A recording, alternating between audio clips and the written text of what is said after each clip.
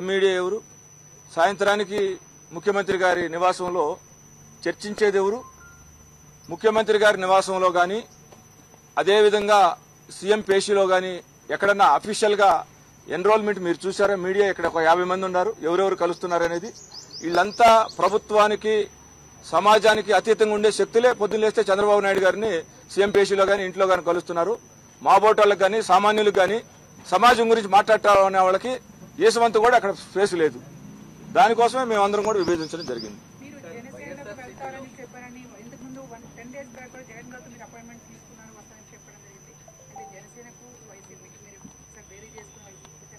లేదమ్మా, నేను జనసేనకు వస్తాను నేను ఎవరితో చెప్పలేదు. పవన్ కళ్యాణ్ గారితో రాష్ట్రం గురించి అనేక సార్లు చర్చించినటువంటి మాట వాస్తవం. నన్ను ఆయన రమ్మంటం కానీ నేను ఆయనకి పార్టీలోకి వస్తానని కానీ చెప్పలేదు. ఎట్ ది సేమ్ టైం 10 రోజుల క్రితం కూడా నేను జగన్మోహన్ రెడ్డి గారికి కలుస్తానన్న మాట నేను చెప్పలేదు.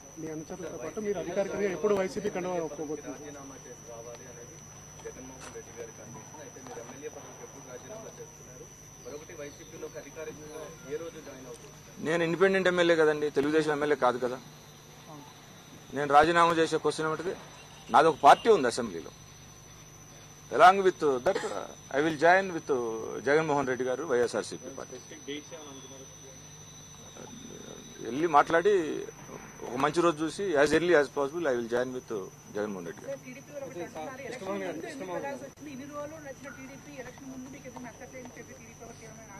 నచ్చిందో నచ్చలేదో నాకు నచ్చిన విధంగా, మా ప్రాంతానికి నచ్చిన విధంగా, ప్రజలకు నచ్చిన విధంగా తెలుగుదేశం పార్టీ నాతోటి అక్కడ జనంతో ఉందో లేదో మీరు ఆంధ్రజ్యోతి ఈనాడులో పేపర్ చదువుకుంటే 3 సంవత్సరాల నుంచి సరిపోద్ది. నేనేం అబద్ధం చెప్పే వ్యక్తిని కాదు. నాకు అసలు వ్యక్తిగతమైనటువంటి ఏ రకమైనటువంటి వ్యవహారాలు లేవు. నేను ఇంతకు మించి చెప్పడం కూడా సమంజసం కాదు. ఇప్పుడు ఎందుకు వెళ్తామంటే మొన్న కూడా చెప్పిన రీజన్ ఏంటంటే అద్భుతంగా ఉంది, గొప్పగా ఉందని పార్టీ వాళ్ళు చెప్పుకుంటున్నారు కదా. గొప్పగా ఉన్న చోట ఎవరినైనా సరే దోవనెళ్ళే దానయ్యని దానమ్మను పెట్టైనా వాళ్ళు చేసుకోగలరు. నా ఓటాడు లేనప్పుడు నేను ఒక మీలాగా చిన్న రిపోర్టర్ ఎలా నేను సామాన్య మానవుడిగా వచ్చి ఈ స్థాయికి వచ్చాను. నన్ను నిందించకుండా ఉంటుంది, ఆక్షేపించకుండా ఉంటుంది సమాజం అని నేను ఈరోజు పక్కకు రావడం జరిగింది. అది గొప్పగా ఉందా లేకపోతే ఇంకొక ఎలాంటి పరిస్థితి ఉందో కాలం నిర్ణయించింది.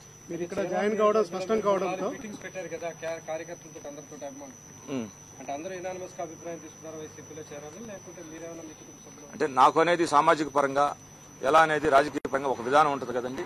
ఇంటర్నల్ గా ఆ సిస్టమ్ అందరితోటి నేను సంప్రదించడం జరిగింది. సార్ ఇప్పుడు మీరు ఇక్కడ జాయిన్ అవ్వడం అనేది కన్ఫర్మ్ కావడంతో చీరాలలో బలరాంని మీకు ప్రత్యేకంగా నిలిపే అవకాశాలు నాకు అవతల ఎవరు ఉన్నారనేది నాకు అనవసరం కదండి. నేనైతే వైసీపీ పార్టీ తరఫున జాయిన్ అయ్యి వైసీపీ నుంచి కంటెస్ట్ చేస్తాను.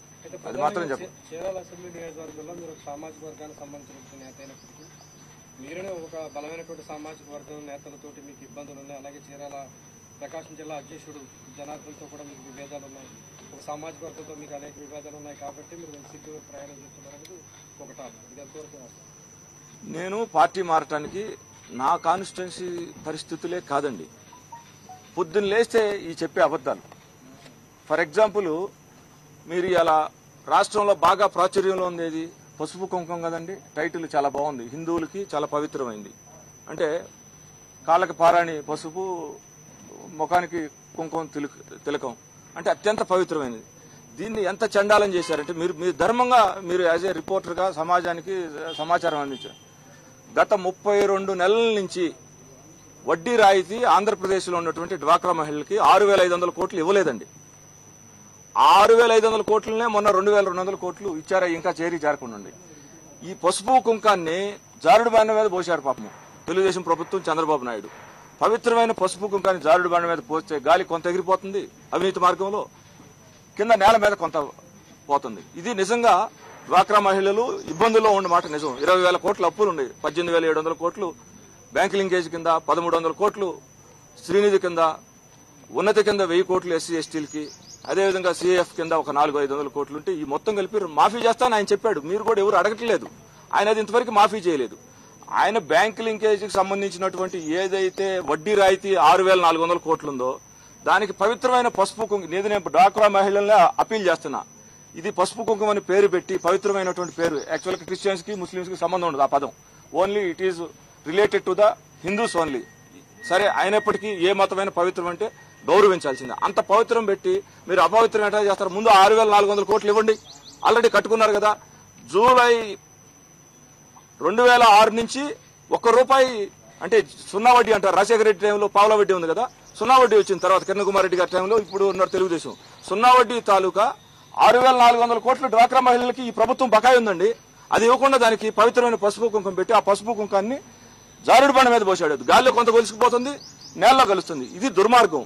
ఓట్ల కోసం 2,000 ఇస్తే పేదల్ని హీనంగా చూడాలి, కొనాలి.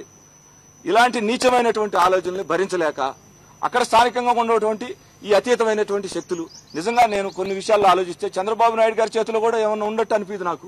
ఆయన కట్ట మీద ఉండి పెద్ద పెద్దవాళ్ళు వస్తారు, ఆయన కన్నా గొప్ప వ్యక్తులు కళ్ళతో సైకి చేసుకెళ్లి వ్యవస్థను నడిపేవాళ్ళు. ఈ భరించలేక జనానికి మనం ద్రోహం చేసిన వాళ్ళం అవుతాం. చేతైన వరకు మనం ఫైట్ చేస్తాం. అక్కడ లోకల్లో నన్ను ఎవరు ఏం చేయగలిగేది ఏం లేదు. నేను దేనికైనా పెద్ద ఆలోచించామండి కదా. I'm not ambitious. రేపు ఏ రోజున ఏమవుతుందో ఏం గానో ప్రజలుండారు.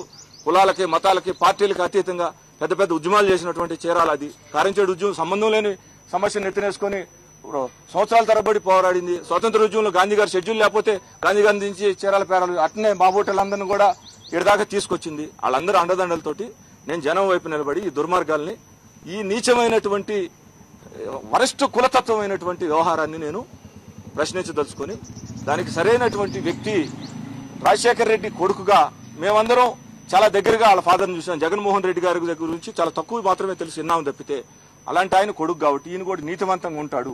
ఈ రోజున రాష్ట్రంలో ఇంతకు మించిన వేరే ఆప్షన్ లేదండి.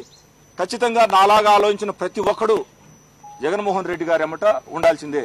అందరూ ఏమంటారు జగన్ అలా ఉంటాడు ఇలా ఉంటాడు అన్న 100 విషయాల్లో 100 మంది గెట్టినాడు కూడా ప్రాణమైన మాట తప్పుడనే మాట అంటారు గెట్టినాడు కూడా. నేను ఒక్క దానికి ఇది జగన్మోహన్ రెడ్డి గారు బెటర్ వే.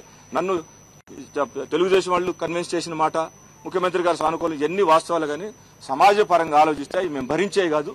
దానికి రెమెడీ వచ్చి ఇక్కడే జగన్ గారు, అందుకని ఆయనతో పాటు జాయిన్ అవుతాను.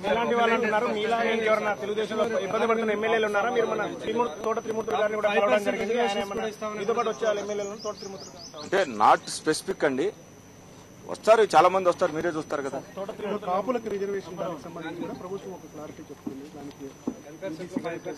నేను ఎప్పుడు కాపు రిజర్వేషన్ల ప్రాసెస్ లో లేనండి. నాకు దాని గురించి కూడా పెద్ద అవగాహన లేదు. ఏ అంశమైనా రాజకీయం చేయకూడదు అనేది నా తాలూకు ఉద్దేశం. అంటే నేను చాలా చిన్నోడిని, మీ రిపోర్టర్ స్థాయి. నేను రాజకీయ పరంగా ఎప్పుడు ఒక సామాజిక దృక్పథంతో వాస్తవ దృక్పథంతో పోయేవాడిని. ఎట్ ది సేమ్ టైం ఈ కాపు రిజర్వేషన్ దీంట్లో కూడా ఈయన మా సొంత అన్నయ్య. ముద్రగడ్డ గారి రైలు దహనం కేసులో అసలు లేకపోయినా ఈయన 5వ ముద్దాయి. ముద్రగడ్డ గారి ఫస్ట్ ముద్దాయి, 2వ ముద్దాయి సాయి సుధాకర్ నాయుడు, అక్కడ తాటిచెట్టు రాజా, ఇంకొకరు ఎవరో ఒక పేరు పెట్టారు ఆ తోటగల్ల ఆయన. 5వ ముద్దాయి ఈయన. కానీ అసలు ఆ ప్రాసెస్ తో మాకు ఎలాంటి సంబంధం లేదు. అక్రమంగానే ఇట్లాంటి కేసులన్నీ కూడా పెట్టడం జరిగింది. సరే ఈ కేసులు ఏమి మాకు లెక్క కాదు, చీరాలకే లెక్క కాదు.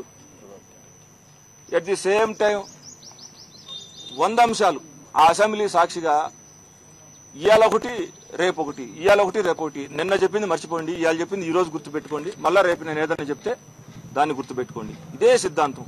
పిచ్చి పడుతుంది. అంటే ఒకవేళ ఆయనకి 70 సంవత్సరాలు వచ్చింది, అల్జీమర్స్ వచ్చినాయి అనే ఒక అనుమానం కూడా ఉండేటటువంటి పరిస్థితి. అద్భుతంగా తీర్మానం చేసి పంపి ఒక 50 మంది చేత పొగిడిస్తారు. మనకి స్పెషల్ కేటగిరీ స్టేటస్ అవసరంలా, ప్యాకేజీ అని చెప్పి సన్మానాలు చేస్తారు. మళ్ళా మరుసటి నెలలో మోడీ గారు తోటి ఏమొస్తుందో తెలియదు. ఐబీ వాళ్ళు ముందుగానే గుర్తించి ఇతను చెడు మనస్తత్వంతో ఉన్నాడు, పక్కన పెట్టాలని గుర్తించగానే మళ్ళా మార్చేసి ఆయన వ్యక్తిగతమైనటువంటి ఆయన భయాలను తీసుకొచ్చి జనం మీద రుద్ది ఇంత దుర్మార్గం. మీరే మీ ఇష్టం వచ్చిన ఒక నెల రోజుల్లో ఆయన మాట్లాడిన భాష అవును కాదు అవును కాదు. మీరు చూసుకోండి. పిచ్చి పట్టింది అనుకుంటారా, అల్జీమర్స్ అనుకుంటారా? అంటే సాగిపోతుంది. మనం ఏమి చెప్పినా వింటారు. ఒక నీచమైనటువంటి వ్యక్తిత్వంతో రాష్ట్రాన్ని చంద్రబాబు నాయుడు గారికి అప్పచెప్పింది. క్రైసిస్ తర్వాత ఒక అనుభవపరుడు. ఒక నెల ముందు కూడా ప్రజలు జగన్మోహన్ రెడ్డి గారి వైపు ఉన్నారు. కేవలం అనుభవాన్ని దృష్టిలో పెట్టుకొని ఇస్తే హైదరాబాద్ నుంచి పారిపోయొచ్చాడు వితౌట్ ఎనీ రీజన్. అసలు మనం ఫైట్ చేసింది 10 సంవత్సరాలు హైదరాబాద్ కోసం.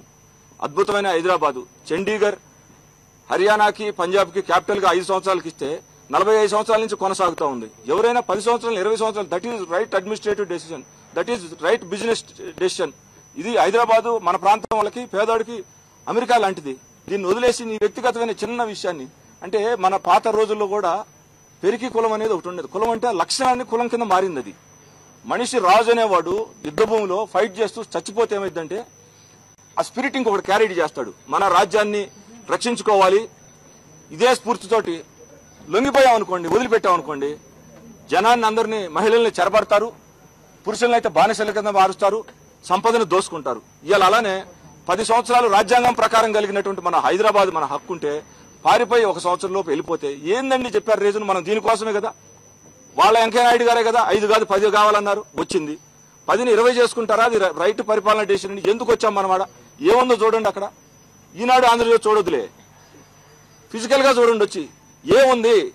ఇవాళ ఉద్యోగస్తుల గురించి కూడా మాట్లాడతాడు. ఉద్యోగస్తులే సాక్ష్యం. ఉద్యోగస్తులు సంఘాల నాయకులు వాళ్ళకి దేవుడితో సమానం, వాళ్ళకి దండం పెట్టాలి. సంఘం నాయకులు కాదు, సామాన్య ఉద్యోగులు. ఎవరు నన్ను ఎన్జిఓ వాళ్ళని అడగండి, రెవెన్యూ వాళ్ళని అడగండి, మిగిలిన పోలీస్ డిపార్ట్మెంట్ని అడగండి. తాగడానికి మంచినీళ్ళు ఉన్నాయా?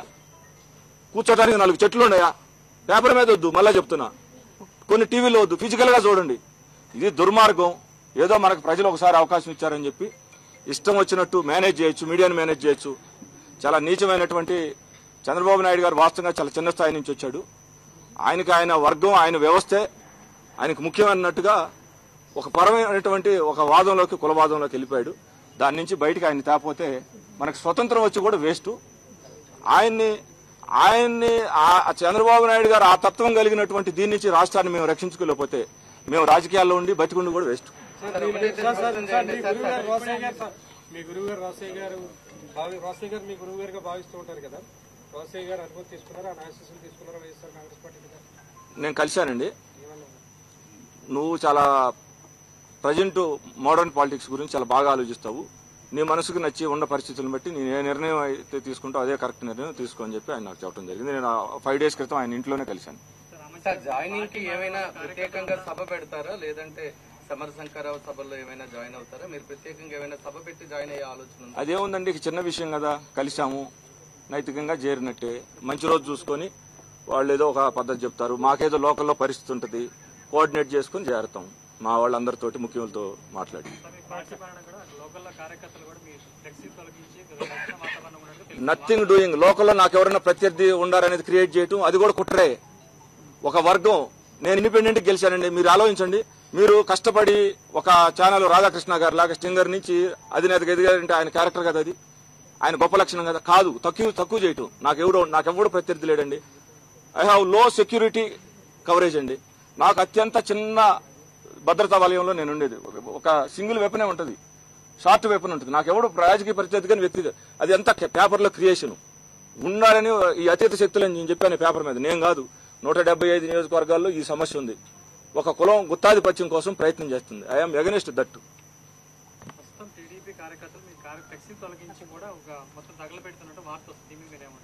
ఏది అట్లాంటి చిన్న చిన్న విషయాలు నేను పెద్దగా పట్టించుకోను. వార్తావాణి న్యూస్ ఛానల్ ఎప్పటికప్పుడు రాజకీయ, సినీ విశేషాలు, స్పోర్ట్స్ మరియు సాంకేతిక పరమైన మరెన్నో విషయాలను మన ముందుకు తెస్తుంది. మరింత సమాచారం కొరకు వార్తావాణి న్యూస్ ఛానల్ ని సబ్స్క్రైబ్ చేయండి.